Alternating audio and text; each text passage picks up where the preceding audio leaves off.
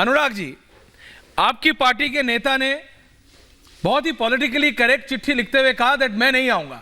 अखिलेश जी ने लिखा बहुत बहुत आभार आपका, मैं आऊंगा, सह परिवार आऊंगा, बाद में आऊंगा। बहुत स्मार्टली। मुझे बताइए क्या जरूरत है इसमें? देखिए, आपको बीजेपी से दिक्कत है, बीजेपी की पॉलिसी से दिक्कत है, नरेंद्र मोदी से दिक्कत है, अमित शाह से दिक्कत है, योगी आदित्यनाथ से दिक्कत है, अजय आलोक से दिक्कत है, समझ आता है। रामलला को तो आप भी मानते हैं भदौरिया साहब, हम सब मानते हैं, पूरा देश मानता है। तो आप ये कहना चाहते हैं कि नहीं, आप ये कहना चाहते हैं जो भारतीय जनता पार्टी अगर किसी को न्योता देगी, क्योंकि ये तो Bharatiya Janata party political event करना चाहती है, प्रभुराम मेरी आस्था का विषय है, हमारे राजनीतिक विषय नहीं हो सकते। प्रभुराम कण कण में है, जन जन में है, और प्रभुराम बुलाएंगे, हम सब जाएंगे प्रभुराम के दर्शन करने के लिए। लेकिन भारतीय जनता पार्टी कह रही नहीं नहीं नहीं, हम इवेंट कर रहे हैं, 22 को आना है और न्योता भेज रहे हैं आपको। अरे भाई, इवेंट बीजेपी कर रही है, प्रभुराम मेरी बात सुनिए, इवेंट नहीं, प्रभुराम नहीं, मैं आपको करेक्ट कर रहा हूं। प्राण प्रतिष्ठा क्या बीजेपी कर रही है? नहीं, आप क्या कह रहे हैं? पार्टी के what are you saying? Party के भदौरिया साहब, व्हाट आर यू सेइंग? बोलने तो आप टोकने लगे। आप नहीं, मैं इसलिए टोक रहा हूं। देखिए, अरे बोलने दीजिए, फैक्चुअली आप बोलिए, मैंने नहीं किसी को नहीं रोका। फैक्चुअली मत तो अभी बोलना। नहीं, अनुराग जी बोलिए प्लीज, डिबेट को वो नहीं करते हैं डेरे। आपने बोला बीजेपी कार्यक्रम कर रही है, मैं कह रहा हूं प्राण प्रतिष्ठा क्या बीजेपी का कार्यक्रम है या रामलला का कार्यक्रम है? मैं आप ही से पूछ रहा हूं, बताइए। मैडम मुझे बोलने दो ना। भारतीय जनता पार्टी ये चाहती है कि भारतीय जनता पार्टी वहां पे माने कहते हैं ना कि उसकी माने क्या कि नहीं हम सुनो ना, बीजेपी निमंत्रण देने वाली कौन होती, मुझे ये नहीं समझ में आया। बीजेपी थोड़ी दे रही है निमंत्रण। कोई पार्टी, मेरी बात सुन लीजिए। आपने आपको मिला है कि नहीं मिला निमंत्रण? पहले आप ये बताइए। अगर नहीं मिला तो मैं समझता हूं, और अगर मिला है तो आपने वो देखा नहीं, बीजेपी नहीं दे रही है। अरे ठीक है, बीजेपी नहीं दे रही है भैया। हाँ, बीजेपी किसकी आड़ में कर रही है? सुन लो मेरी बात, किसी की बोलिए तो गलत मत बोलो मुझे। अरे मैं एकदम सही बोल रहा हूँ, पूरा हिंदुस्तान जानता है मैं क्या बोल रहा हूँ। क्या हमारे चारों शंकराचार्य नहीं आ रहे हैं? तो क्या शंकराचार्य लाने की जिम्मेदारी उनकी नहीं होती थी? तो मैं आपसे कह रहा हूं कि हम लोग प्रभु राम को मानने वाले लोग हैं। प्रभु राम के दर्शन बहुत अच्छी बात है भैया। प्रभु राम जब बुलाते तब हम लोग जाते हैं। पूरा देश जय श्री राम कर रहा है, लेकिन आप जा नहीं रहे। आप बोलने नहीं दोगे? नहीं, आप बोलिए, आप इतनी देर से बोल रहे हैं, बोलिए। दर्शन करने के लिए बोलिए। और हम लोग हर मंदिर में दर्शन करने जाते हैं। जहाँ अगर तो मंदिर से कभी बुलावा आता है क्या? प्रभु राम बुलाते हैं, हम लोग जाते हैं। या चिट्ठी तो कभी आती नहीं है। हम तो यहाँ हम नहीं सुनिए, हम सिद्धि विनायक दर्शन करने जाते हैं, तो क्या वहां पे चिट्ठी आती है क्या? या हम वहां पे जाते हैं, क्या नाम है, वैष्णो देवी दर्शन करने जाते हैं, चिट्ठी तो नहीं आती है। या हम जाते हैं तिरुपति दर्शन करने जाते हैं, या हम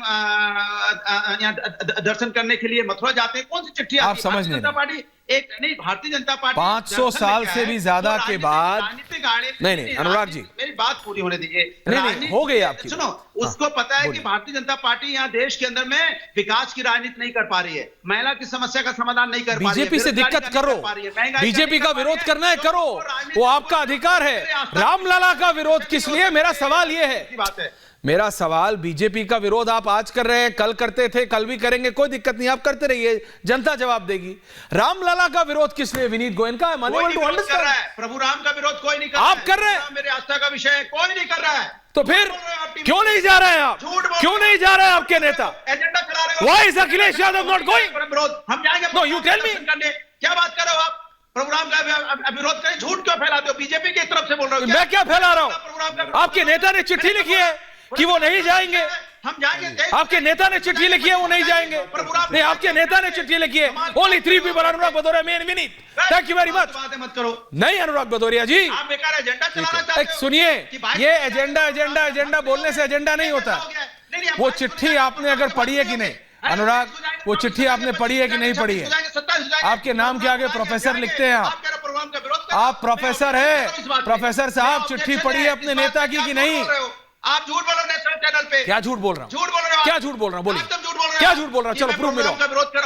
चलो prove me wrong. I challenge you, prove me wrong. I challenge you, prove me wrong. Anurag Bhadauria, prove me wrong. Hold on, minute की भी 30 सेकंड। मैं जाऊंगा प्रभु राम का दर्शन करने। तो जाइए ना, बहुत अच्छी बात है। I will be the happiest person.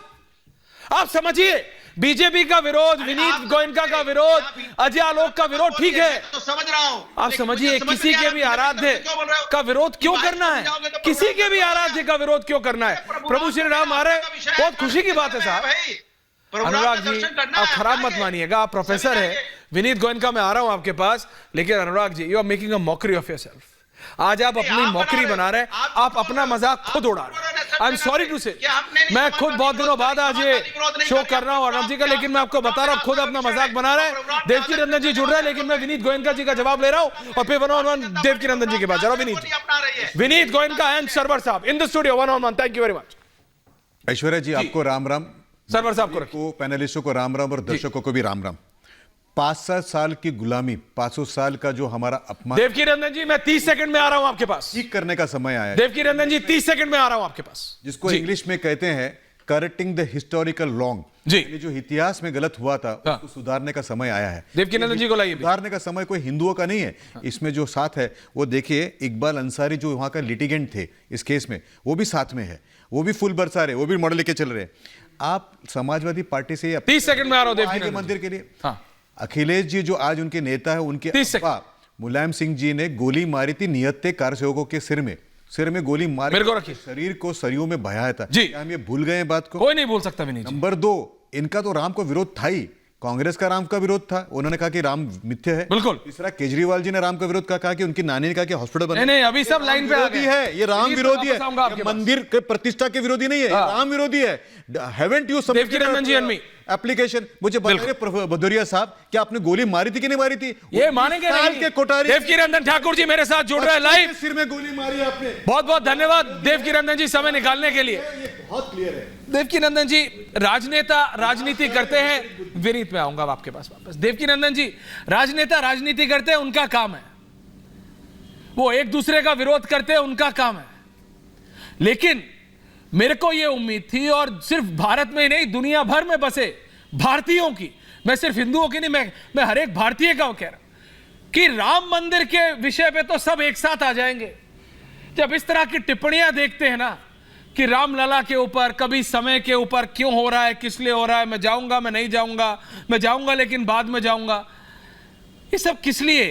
Devaki Nandan जी, मैं आपसे इसलिए समझना चाह रहा हूं क्योंकि जब आप कथावाचन करते हैं ना, तब भी अगर कोई आपसे टेढ़ा सवाल पूछ ले तो आप उसका जवाब इतने मीठे तौर से देते हैं कि वो समझ जाता है।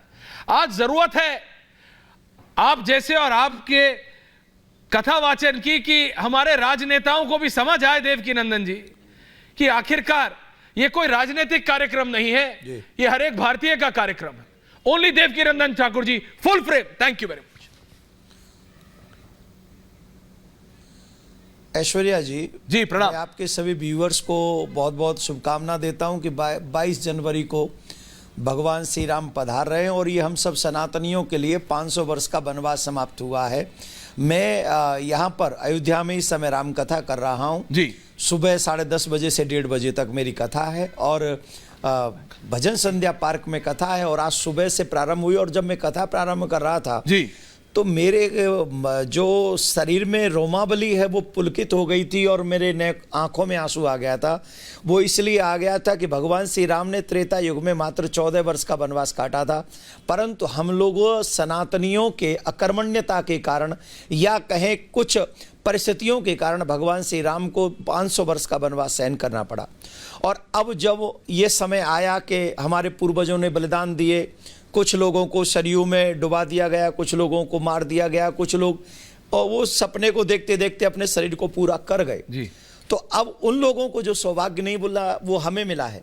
और आज जब हमें सौभाग्य मिला है तो हम लोग किस में लग गए कि भगवान का ये नहीं होना चाहिए, भगवान का ये कार्य अधूरा रह गया, वो हो गया, वो नहीं करना चाहिए, ये नहीं करना चाहिए जी। और मैं दावे से कह सकता हूं ये काम सिर्फ सनातनी कर सकते हैं और कोई नहीं करेगा इन कार्यों को। पर क्यों देवकी बाकी नंदन के जी? तो सब कार्य बोले जैसे भी हो जाए। अब भगवान श्री राम कौन मैं है? आपसे पूछता हूं क्यों। मैं बताइए भगवान कौन है? मंगल भवन अमंगलहारी, मंगल भवन अमंगलहारी। वो भगवान मंगलमय है, सबका अमंगल हरण करने वाले हैं और उन मंगलमय परमात्मा का स्मरण करने से जिनका मंगल नष्ट हो जाता है, हम उन परमात्मा के आने पर भी प्रश्न चिन्ह लगा रहे हैं और हमें नहीं पता कि हम ऐसा क्यों कर रहे हैं। अरे भाई, आप मानते हो तो आपकी मर्जी, नहीं मानते हो तो आपकी मर्जी, लेकिन आपको कोई राइट नहीं है कि आप सनातनियों के उत्सव पे उंगली उठाएं। ये किसी को भी राइट नहीं है।